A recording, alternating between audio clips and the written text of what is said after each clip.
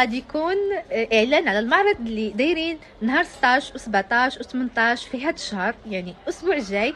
غادي يكون برئاسه الفنانه الكبيره ديالنا دنيا بطمه وابتسام بطمه وايمان بطمه ومجموعه من الفنانين، مانويلا شرقاوي، ناديه ايت، هند سعديدي.